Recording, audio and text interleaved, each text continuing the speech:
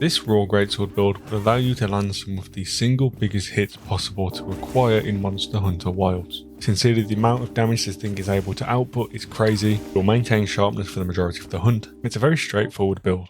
That being said, let's get into it. Okay, starting with the weapon, your best option is of course the Artian. However, for Greatsword, what's really interesting, the highest DPS option available is actually to go full raw damage, no element. The amount of raw attack this thing comes with is insane, and because you have no element, it means getting your upgrades is even easier. Here you can see my upgrades. We have 3 attack, 1 sharpness, 1 affinity. It seems like general consensus may be that 4 attack, 1 sharpness is the best option, but the +5 affinity definitely doesn't hurt. You want to make the Greatsword in the first place using 3 attack parts, and that's because the Greatsword benefits greatly from raw attack damage. Because you won't be attacking too often, sharpness isn't that important, but the 1 sharpness boost will mean we stay in white sharpness for the majority of the fight. If you don't want to use an Artian, you can go for the regular Arcveld Greatsword as shown on the right hand side there. It has slightly less sharpness, it has the same raw attack, which is good, 0% affinity, which doesn't make too much difference.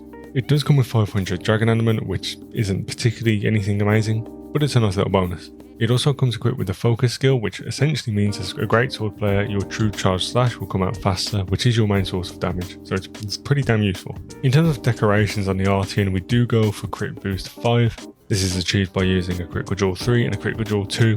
While we would love to run a 3 cost decoration instead of a 2 cost in that slot there, getting max crit boost is just really good, so as painful it is to see us not fully utilising the slots, trust me, it's worth it. For the final slot, you want to run a focus. As I previously just discussed, it greatly helps you to do your big combo. My focus jewel happens to come with Slugger, which isn't actually that bad because you can get knockouts using the shoulder bash. Moving into the armour, we have 2 pieces of gore, 2 pieces of regular Arcveld, and Jinder hard legs. If you've seen my 100% critical hit longsword build, you'll know the exact reason why we're using the gore set.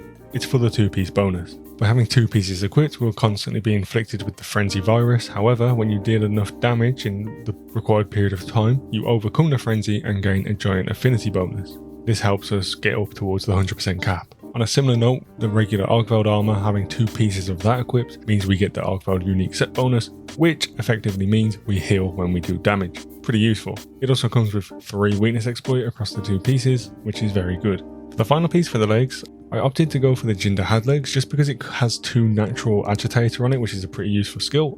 When the monster is enraged, we get bonus attack and affinity. For the talisman, we go for weakness exploit just to take us up to 5. Again, this allows us to critical hit way more often, and your corrupted mantle is the best option. And this is what we're running in terms of decorations. I'm using 2 additional challenger jewels, which gives us an additional 2 agitator overall. I'm running 3 maximum might jewels. In total, this will give us an extra 30% affinity, bringing us up to the critical hit chance cap. 3 Sane Jewels, which will allow us to overcome the Frenzy Virus faster in order to capitalise on the Gormagada set bonus. And I just realised our last decoration was actually useless on this set, so I just swapped it out for Counter Strike. When active, we get more damage. Pretty good.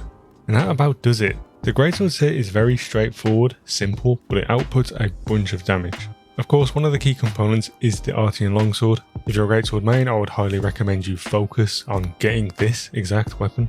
Again, as mentioned, if you don't want to run the Artian weapon because you don't like the way they look, it's completely understandable. The regular Arcveld weapon is still really strong. While you will do less damage, it's still an amazing option and easier to craft if you have bad RNG.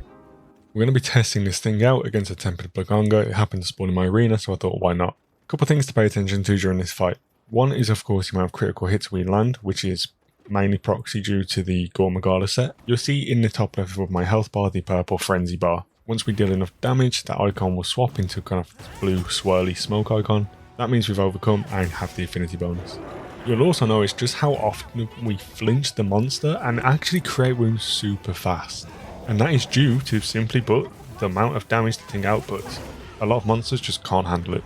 Popping wounds also does so much damage. As you'll see later on, we get an insanely high number.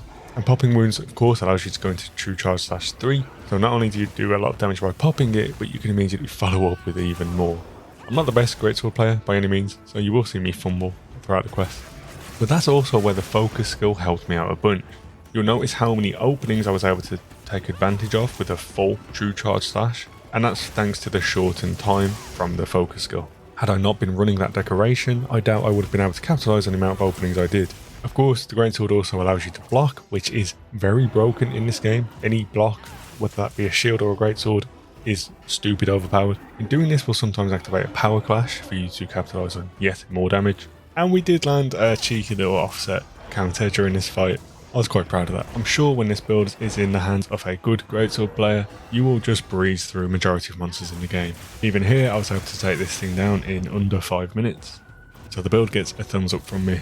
If you enjoyed the build or you learned something new, please make sure to like the video and subscribe. It helps me out a bunch. Thanks for watching.